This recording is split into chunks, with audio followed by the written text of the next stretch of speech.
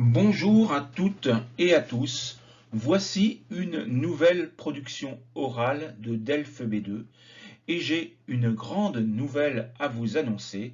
Le manuel dont je vous parle depuis plusieurs semaines sera disponible dès le 8 janvier et vous pourrez donc l'acheter directement sur mon site internet.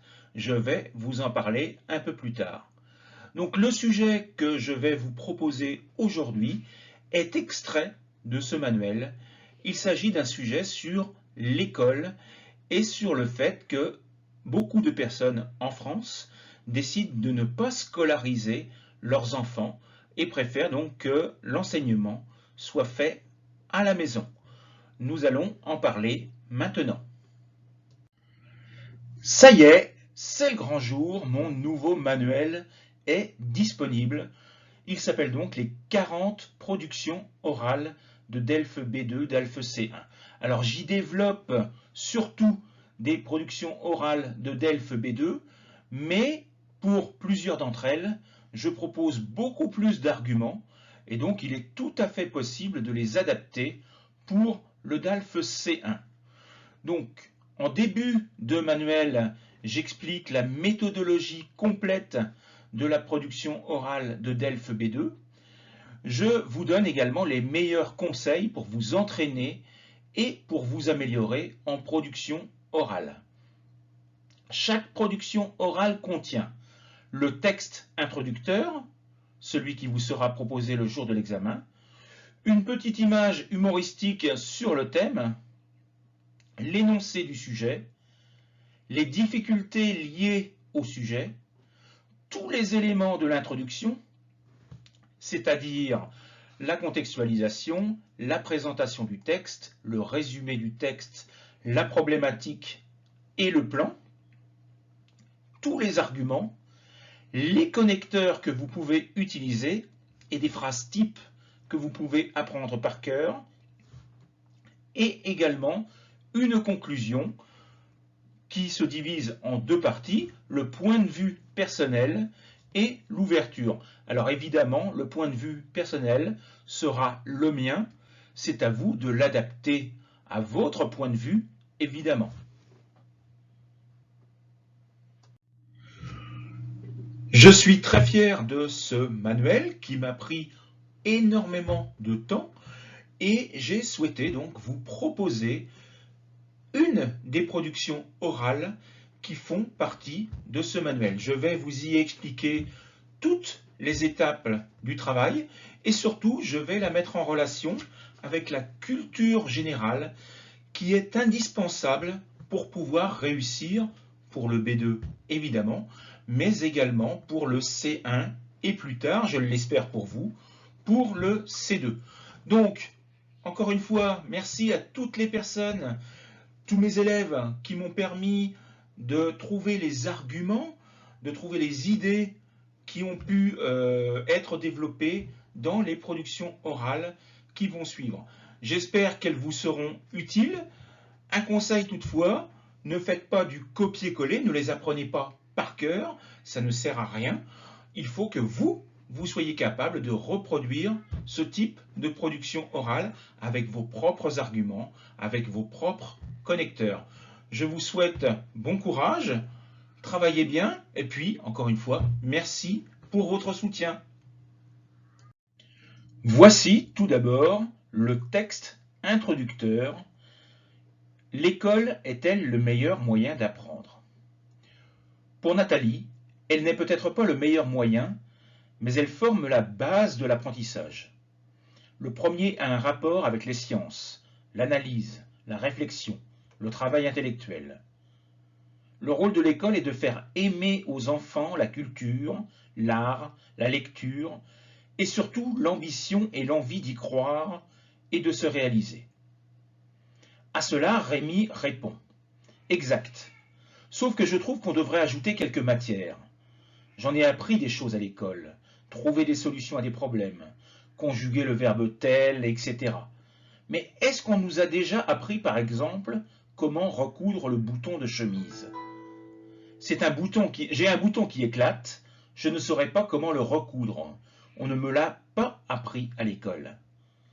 Sachant qu'on passe beaucoup de temps à l'école, et puis certaines matières sont de la pure perte de temps. Je ne dis pas que c'est inutile, non, mais on ne nous apprend pas comment utiliser ces informations dans notre vie courante. On apprend, comprend, et puis on se dit, ça va nous servir à quoi tous ces trucs-là?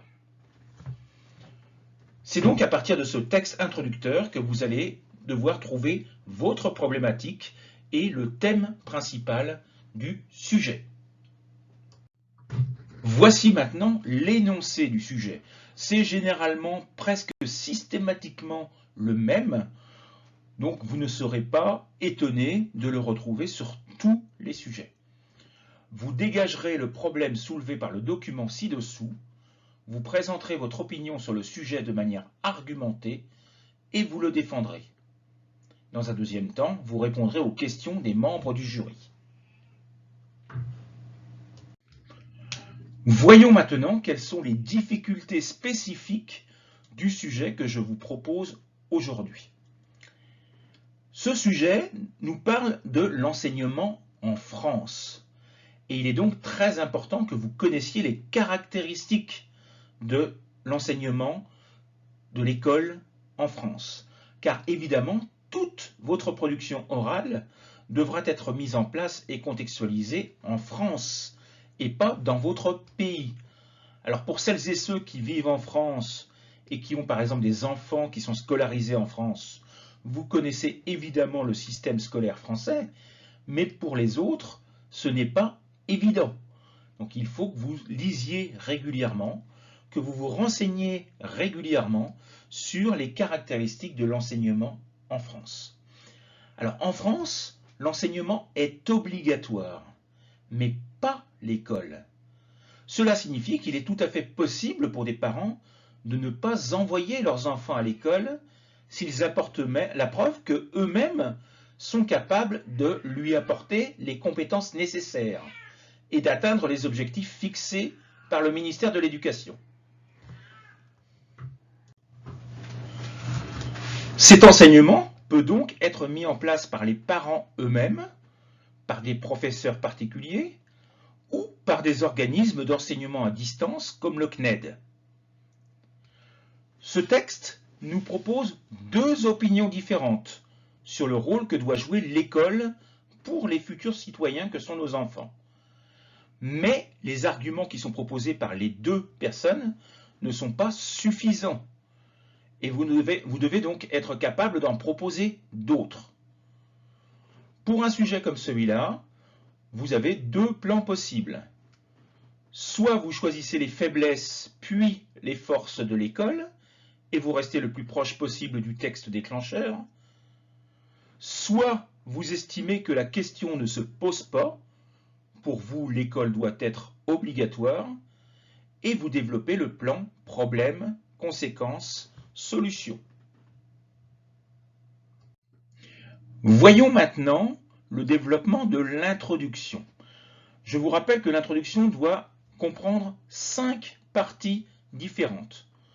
L'élément déclencheur, celui que nous allons voir maintenant, la présentation du texte, le résumé du texte, la présentation de la problématique, puis du plan qui va vous permettre de répondre à cette problématique.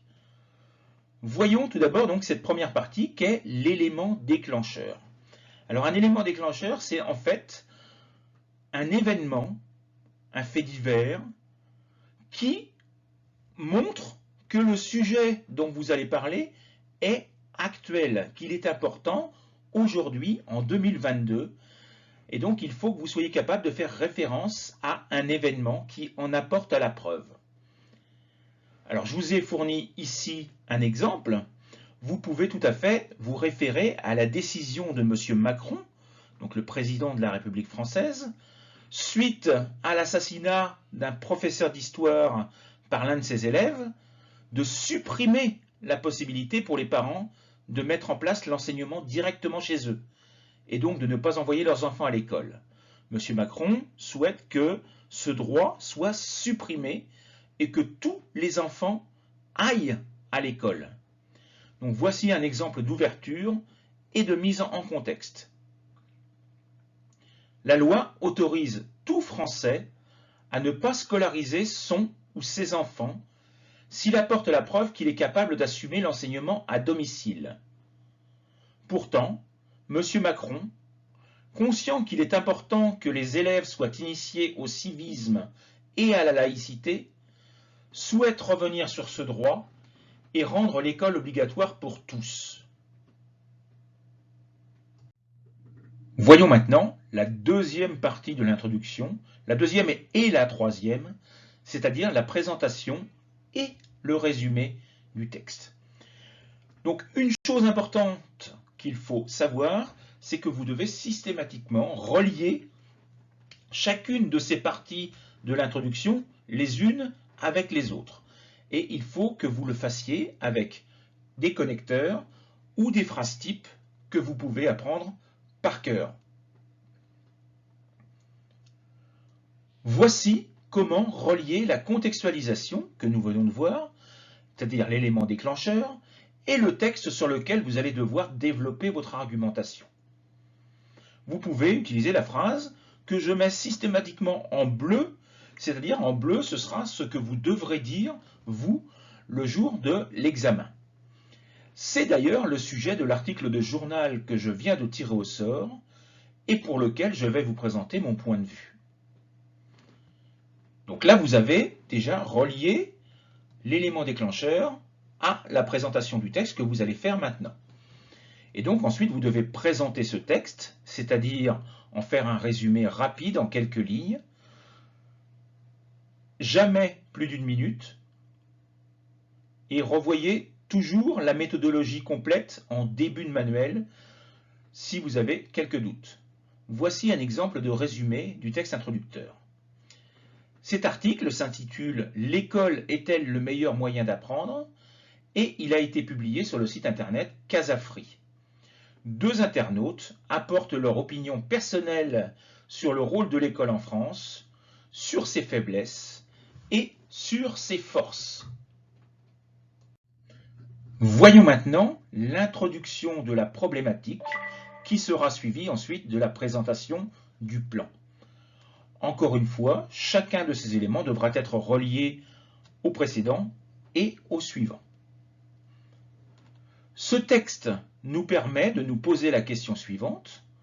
Le gouvernement français doit-il rendre l'école obligatoire pour tous les élèves?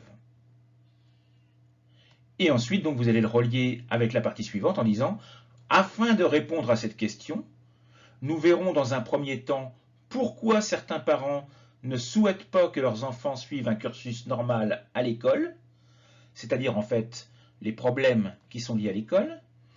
Dans un deuxième temps, nous insisterons sur les problèmes que ce type de choix peut provoquer. Et enfin, nous proposerons quelques solutions afin de résoudre le problème actuel. Une fois de plus, je vous rappelle que tous les éléments doivent être reliés les uns aux autres grâce à des connecteurs ou des phrases qui vont permettre aux examinateurs de suivre votre raisonnement. Voici un exemple de lien donc entre l'introduction et le début du développement. Nous l'avons vu, de nombreux parents ne souhaitent pas scolariser leurs enfants et ont fait le choix de les garder à la maison et de leur apporter les connaissances nécessaires à faire d'eux de futurs citoyens. Mais pour quelles raisons ont-ils fait ce choix? C'est ce que nous allons voir maintenant.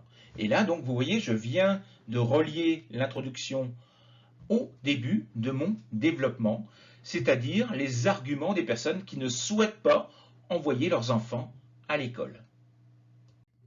Alors évidemment, le développement n'est pas totalement rédigé, parce que sinon mon manuel aurait fait 500 pages, mais je vous fournis donc les éléments les plus importants. Vous remarquerez qu'il y a ici 10 arguments différents, ce qui est trop par rapport à ce que vous pouvez faire pour le DELF B2. Alors, pourquoi ne pas scolariser ses enfants? Tout d'abord parce que pour certaines familles, c'est un choix par défaut. Elles n'ont pas le choix. Leurs enfants sont malades, gravement malades, cancer, etc., ou sont handicapés et donc ne peuvent pas se déplacer à l'école. Donc pour ces familles-là, évidemment, le problème ne se pose pas. Et d'ailleurs, le gouvernement français n'a pas remis en question le fait que les enfants malades ou handicapés puissent continuer à suivre un enseignement à domicile. D'autres parents considèrent que certaines matières ne sont pas indispensables en fonction du choix de métier qu'ils vont faire. Par exemple, si un enfant décide d'être charpentier ou d'être plombier, la physique, la chimie, la biologie ne vont lui servir absolument à rien. Donc pourquoi embêter un enfant à faire des matières dont il ne se servira jamais au cours de sa vie? D'autres parents considèrent que l'école ne permet pas à leurs enfants de vivre d'une manière épanouie, parce que ces enfants sont en souffrance. Ils sont harcelés, ils ont des problèmes d'adaptation, ils ont des problèmes de niveau, ils n'arrivent pas à suivre le niveau parce qu'ils ont un problème, on va dire, intellectuel qui les empêche de suivre le rythme imposé par l'école. Et donc, ces enfants en souffrance, ils sont malheureux pendant 5 jours de la semaine. Et puis, il y a également des parents qui n'ont pas confiance dans l'école et qui ne souhaitent pas que l'éducation de leurs enfants soit faite par d'autres personnes qu'eux-mêmes, parce qu'ils considèrent qu'ils sont les plus proches de l'enfant, ceux qui connaissent le mieux leur enfant, et ils considèrent qu'une personne étrangère ne peut pas éduquer leurs enfants. Donc voilà les arguments principaux des personnes qui ne souhaitent pas que leurs enfants soient scolarisés. Et puis, il y a d'autres personnes qui disent non. Il n'est pas possible qu'un enfant reste tout le temps chez lui avec ses parents. Il doit être intégré à l'école parce que ça fait partie de ce qu'on appelle la socialisation de l'enfant. L'enfant doit apprendre à vivre en société, à vivre au milieu d'autres élèves, à travailler avec d'autres élèves, à travailler en communauté, etc. Et ça, un enfant qui est chez lui toute la journée n'apprend jamais à le faire. Et une fois qu'il sera adulte, il ne pourra pas s'adapter à la société dans laquelle il vit. Également, les parents qui refusent la non-scolarisation disent que l'enfant manquera d'ouverture, puisqu'il n'entendra tout au cours de sa scolarisation que les opinions de ses parents. Et donc, tout enfant doit avoir le droit d'avoir une ouverture d'esprit. Si mes parents ne m'indiquent qu'un seul point de vue, forcément, une fois adulte, j'aurai la même opinion que les mêmes idées qu'eux. Et donc, il faut qu'un enfant ait le choix entre plusieurs idées. Et puis, d'autres personnes font remarquer que cette solution de cours à domicile n'est la plupart du temps réservée qu'aux personnes qui sont les plus riches, parce que les cours en ligne coûtent très très cher. Les cours avec le CNED sont très chers. Un prof particulier coûte très cher. Donc c'est limité à une certaine catégorie de la population. Donc ça va à l'encontre de l'égalité de l'enseignement. Alors quelles sont les solutions? Tout d'abord, rendre l'école obligatoire. C'est le choix du gouvernement qui a pris un peu de retard avec la crise sanitaire que nous vivons, mais c'est un choix, c'est une décision qui a été prise par M. Macron. Il faudrait également, pour ces enfants qui restent à la maison, qu'un suivi psychologique et scolaire soit mis en place pour que l'État s'assure que les enfants qui sont enfermés chez eux suivent un cours correct, suivent le cursus scolaire dans sa totalité. Et puis, c'est également le choix du gouvernement, il faudrait que cet enseignement à domicile ne soit limité qu'aux enfants malades et aux enfants handicapés. Donc vous le voyez, je vous ai fourni plusieurs arguments différents, mais cette présentation des arguments m'a déjà pris presque 6 minutes. Donc évidemment, vous n'auriez pas le temps de tout développer, surtout que vous ne parlez pas en B2 avec autant de fluidité que je peux le faire, et vous parlerez beaucoup plus lentement que moi. Donc vous dépasseriez le temps réservé, et donc vous ne pourriez pas terminer, parce qu'il y a évidemment l'introduction, et il y a encore la conclusion à faire. C'est ce que nous allons voir maintenant. Avant donc de démarrer la conclusion, je voudrais vous rappeler qu'il existe évidemment d'autres arguments que ceux que j'ai proposés, mais je ne peux pas tous les développer dans le temps dont je dispose pendant l'examen de DELF B2. Je vous ai ici proposé plus d'arguments que prévu. Vous pouvez évidemment choisir ceux qui vous semblent les plus adaptés et les plus pertinents.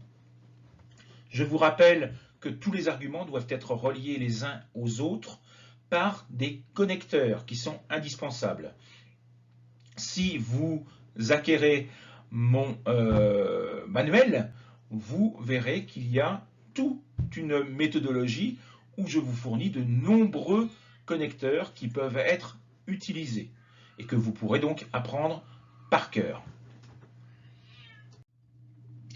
Nous voici donc dans la conclusion qui, je vous le rappelle, est divisée en deux parties, le point de vue personnel et une ouverture sur une problématique plus large. Voyons dans un premier temps donc le point de vue personnel. Vous avez donc terminé votre développement et vous devez maintenant conclure. Je vais vous proposer une présentation de mon point de vue personnel, mais évidemment, c'est très subjectif puisque je vous apporte mon point de vue à moi en tant que professeur en ligne. Donc évidemment, vous pouvez avoir un avis totalement différent du mien et cela ne pose aucun problème. C'est justement ce qu'attendent les correcteurs, les examinateurs de vous, c'est que vous soyez capable de vous exprimer et de donner votre point de vue sur le sujet. Donc, les arguments que j'utilise ne sont pas forcément ceux auxquels vous adhérez, mais cela ne pose aucun problème. Donc voici, moi, comment je l'aurais développé. Je suis personnellement opposé à tout enseignement en dehors d'une scolarisation normale. Les parents ne sont pas des professeurs. Ils ne sont pas pédagogues. Ils sont parti pris, ont une opinion bien précise et n'offrent pas à leurs enfants l'ouverture d'esprit dont ils ont besoin. Ces enfants doivent également apprendre à se socialiser. Ils en auront besoin lorsqu'ils devront travailler avec d'autres collègues, apprendre à vivre en collectivité. Évidemment, l'école a des faiblesses qu'il faut tenter d'améliorer. Mais refuser la scolarisation ne devrait être limité qu'aux enfants malades ou handicapés qui, malheureusement, n'ont pas d'autre solution. Deuxième partie de la conclusion, l'ouverture. Donc voici une ouverture possible, sachant qu'il en existe beaucoup d'autres. C'est-à-dire que vous allez poser une question à laquelle vous n'allez pas répondre. C'est-à-dire une deuxième problématique, un peu plus large que la première, mais vous n'y répondez pas, vous montrez juste, ou vous démontrez juste aux examinateurs que vous avez réfléchi au-delà du sujet qui vous était proposé et que vous seriez capable de discuter d'un autre sujet, d'une autre problématique. Certains parents regrettent également leur manque de participation au programme scolaire, mais j'estime que ce n'est pas leur rôle. Il serait donc intéressant de se demander quelle est la différence entre éducation et enseignement. Vous avez fini votre développement, vous avez fait la première grande partie de votre présentation orale. Il en reste une deuxième, c'est le débat avec les examinateurs. Et donc les examinateurs vont vous poser plusieurs questions au cours des 10 minutes environ de l'entretien. Il y a 3 types de questions qui reviennent plus particulièrement. L'une d'entre elles, c'est « Vous avez dit tel argument, pourriez-vous préciser ou développer ce que vous avez dit ?» C'est-à-dire qu'ils vont vous demander de revenir sur un des arguments que vous avez utilisé et de le développer un peu plus. Deuxième type de question, vous avez donné tel argument, nous ne sommes pas d'accord avec vous parce que. Et là, vous allez devoir débattre et être capable de confirmer votre point de vue. Et puis, troisième chose, vous ne nous avez pas parlé de tel point. Pourriez-vous nous donner votre avis? Évidemment, en 10 minutes, vous ne pouvez pas parler de tout. C'est normal. Mais eux avaient envisagé d'autres arguments auxquels vous n'avez pas répondu, et donc ils vont vous interroger sur ces arguments auxquels eux avaient pensé, mais auxquels vous n'aviez pas forcément réfléchi. Et puis, ils peuvent vous poser d'autres questions totalement extérieures. En voici deux possibles, donc évidemment, là encore, il y en a beaucoup d'autres. Selon vous, les parents doivent-ils intervenir à l'école? Doivent-ils avoir leur mot à dire sur les programmes scolaires? Pensez-vous que les parents devraient avoir le droit de refuser que leurs enfants participent à certaines activités pour des raisons idéologiques ou religieuses? Donc voici plusieurs types de questions qui pourraient vous être posées. Donc vous le voyez, sur un sujet comme celui-là, sur l'enseignement en France, il faut que vous possédiez de très bonnes connaissances culturelles sur la société française. Alors certains d'entre vous vivez en France. Donc évidemment, c'est beaucoup plus simple pour vous d'appréhender, de préparer un tel sujet et d'être capable de trouver les arguments. Mais certains d'entre vous vivez à l'autre bout du monde et évidemment, le système scolaire français n'est absolument pas le même que le vôtre. Mais évidemment, on vous demande de parler du système scolaire français, pas du système scolaire russe, japonais, sénégalais ou colombien. Vous devez donc être capable de le connaître. Donc il est important que vous travailliez régulièrement la culture générale en écoutant tous les jours la radio et en lisant tous les jours des articles de journaux français. Si vous êtes intéressé, je propose à partir du 11 janvier jusqu'au 11 mars une formation de culture générale. Les cours auront lieu les mardis et jeudis de 18 h à 19h30.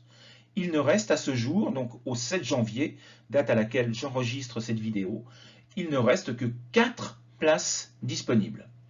Et puis, une formation de DELF B2 aura lieu du 1er février 2022 au 1er avril 2022. Ces cours auront lieu les mardis et vendredis de 20 h à 21h30. Il reste actuellement 9 places disponibles.